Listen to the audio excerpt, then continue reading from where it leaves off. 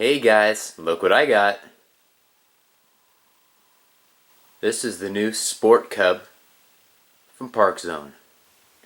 Okay, so let's open it up and see what's going on inside the box. Alright, so here's what's going on inside the box. First thing that I really notice here is that the wing is separated, which explains why the box is so small for a plane that has a pretty big wingspan. We're talking 51 inches, as you can see right there. 51 inches. We also notice that there's a nice red, black, and white trim scheme on this. One of the other things that we notice is that it's packaged nice and tightly. Everything looks to be in good shape, at least on initial inspection. So let's take the stuff outside the box and give it a better inspection. Alright guys, this is an overview of all the parts and pieces outside of the box. Up first, and appropriately so, is the fuse. So here's a look at the fuse of this plane. A little closer look. Got your cheater holes there. Got the battery hatch. Let's take a look at it. Why not, right? What direction does this go? Okay, it goes down. Alright, so you got the EC3 connector. Nice big battery bay. It's nice. It's quite nice. Let's close that back up.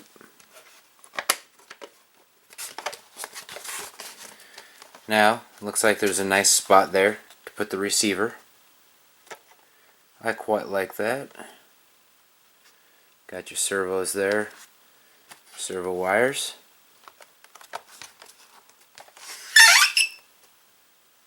And looks like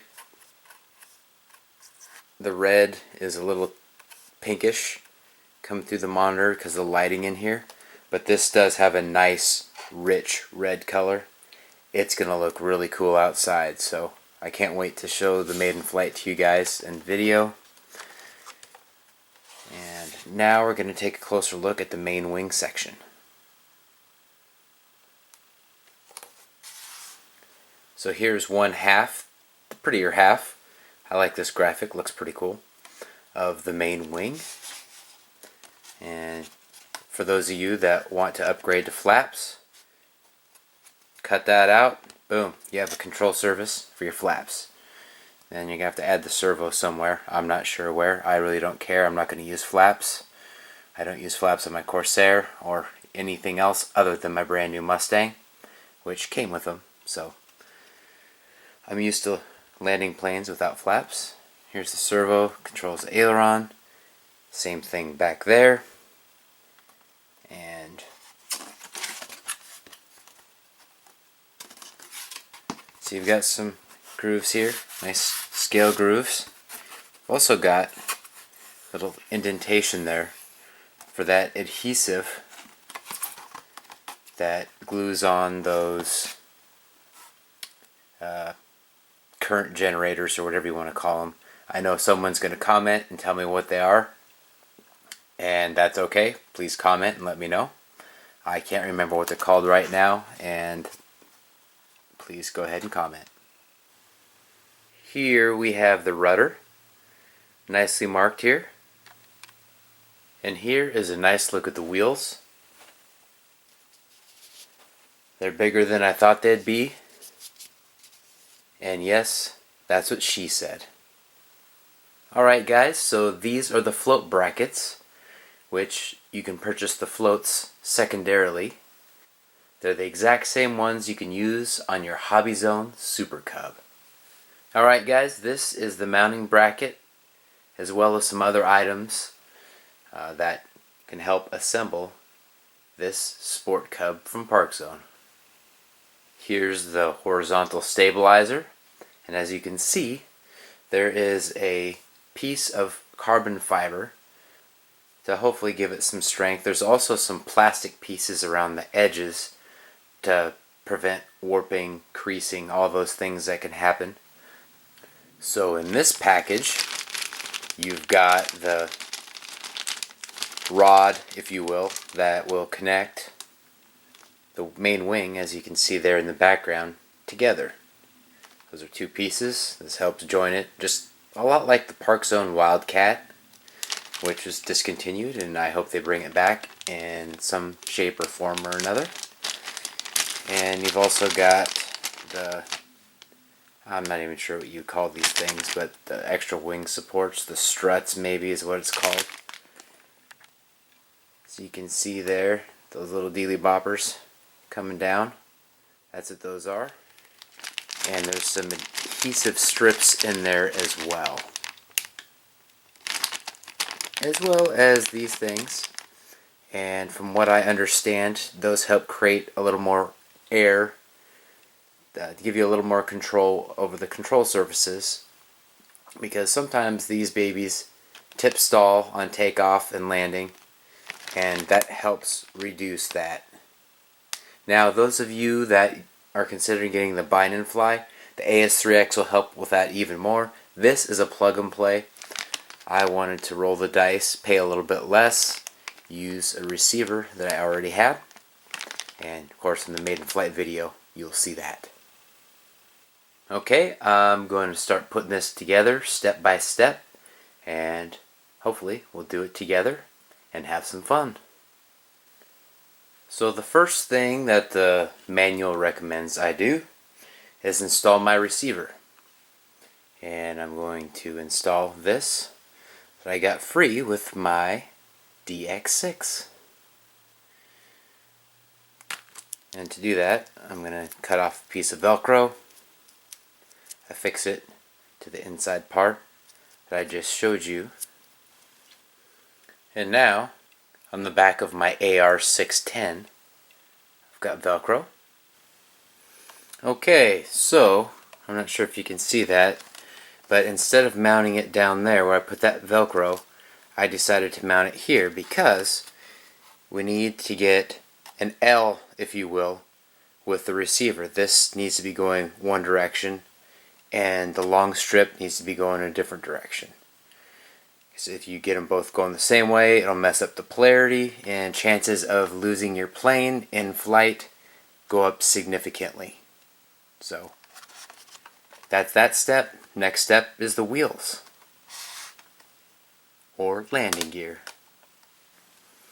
Okay, so I've got the landing gear on here now, and I've got to say that screwing these in, these four, was a lot more difficult than I thought it was going to be.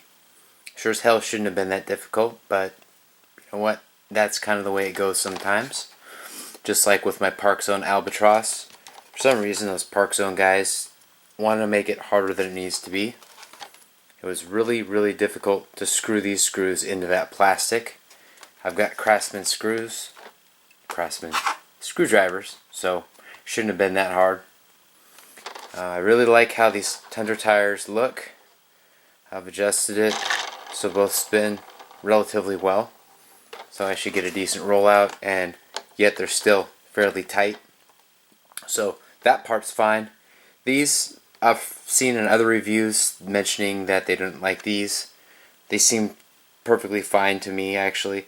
I'm not sure how a hard landing would do with that. May dig into that, but you know what? Shit happens. That's it for this portion.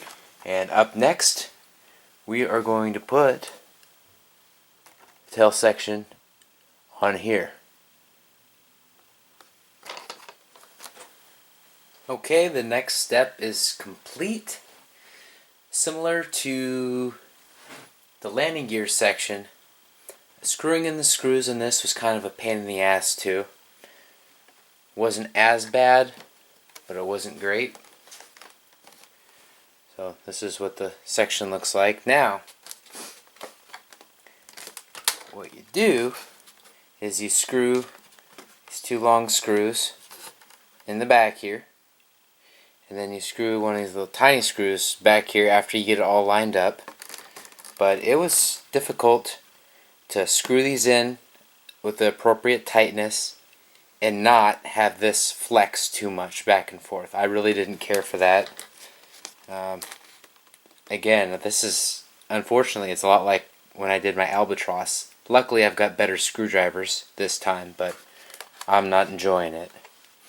Also a little under the weather, so I'm a tad bit crabby. So, also, I mean, it doesn't fit super flush here. I don't really care for that, but whatever. It looks good otherwise. Now, off to the next step. So the next step in the process is installing these vortex generators. The instruction manual said to make sure these things are pointing forward at a diagonal, and that's what I intend to do. We're supplied with this double-sided tape, which sits into this groove right there. Then the vortex generator sits on there, and then that step is complete.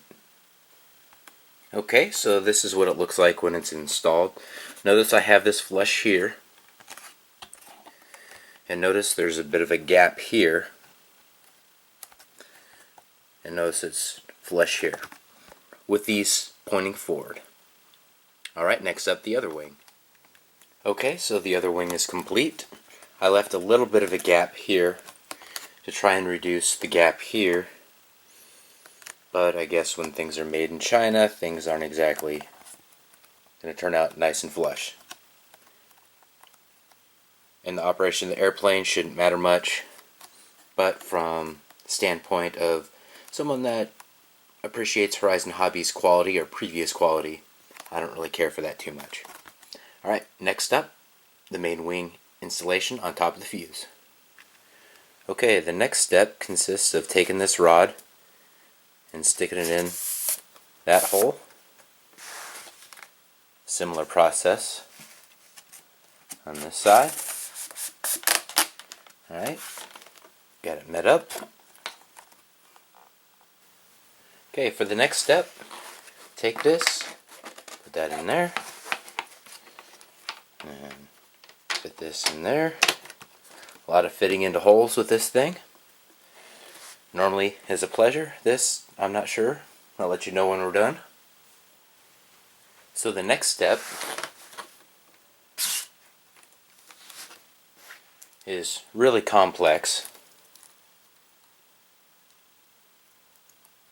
Simply plug that into that, that into that. That step's done. Well, I did kind of joke about that. It is important to make sure that the wires are the same color. I know some people will say otherwise, but in my opinion, that is important to make sure the brown matches up with the brown, orange matches up with the orange, etc. Alright, now I'm going to bind my Sport Cub to my radio. Manual said to do it earlier in the process. Now I see why. That's okay. We're going to do it right now and get it taken care of. So I just bound it off camera, and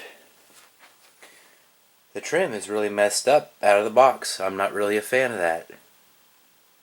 So that's something to note, guys, that you're going to have to trim this thing out of the box. Okay, so I've got the main wing installed. As you can see, the rudder's still a little bit tweaked. I need to fix that. Either my eyes are playing tricks on me or the horizontal stabilizer is not correctly installed. May be my reference point with the rudder throwing that off, that perception off, but we'll see. I'm going to put the struts on and then address the rudder. Okay, so this is my recommended setup for the struts. Make sure to pay attention to the length of these. They are different. The shorter one is up front, longer one in the back, and then of course the other part attaches to the little slot there up front. And I'm going to screw these in for both sides. Alright guys, mission complete. This build took a lot longer than I anticipated. I don't know why exactly. I have been a little bit under the weather as I've tried to move through this process, but it's definitely taken a lot longer than it should have, and this isn't exactly my first rodeo building these planes, so I've put this together, and didn't even screw it in very hard, and I've got a little separation away from the wing. Not exactly thrilled about that, but what can you do? None of the others have that issue. Again, I will blame China, manufacturing in China that's taking place. That seems to be the excuse for all sorts of issues related and otherwise. But that's the build. Now look forward to the maiden flight coming up next.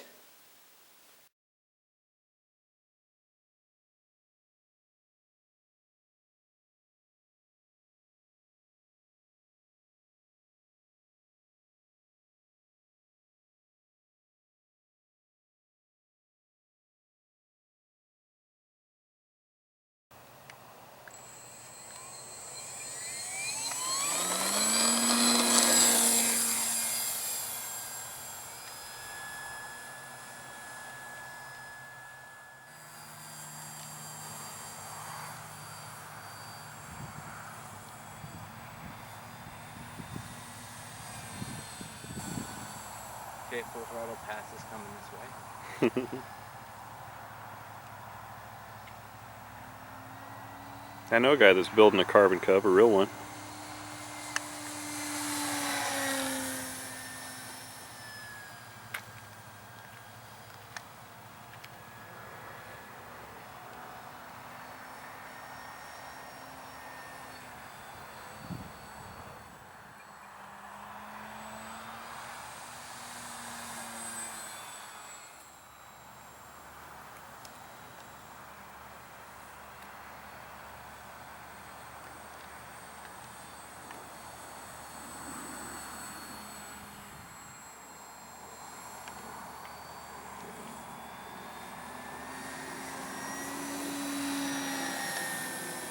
It goes pretty good.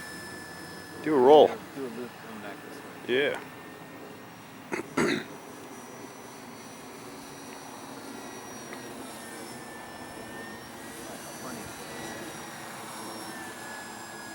This is a nice flying one.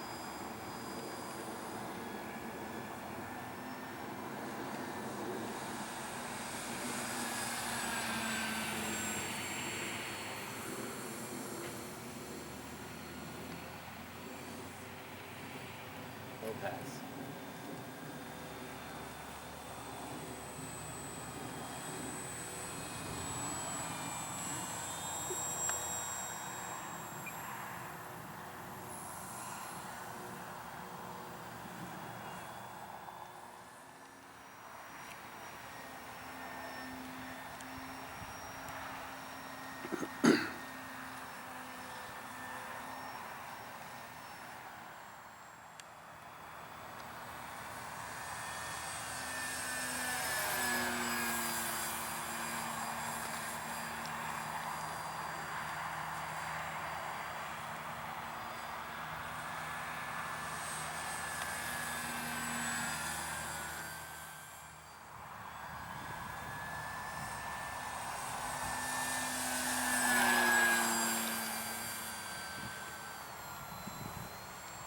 I think I might try and invert it.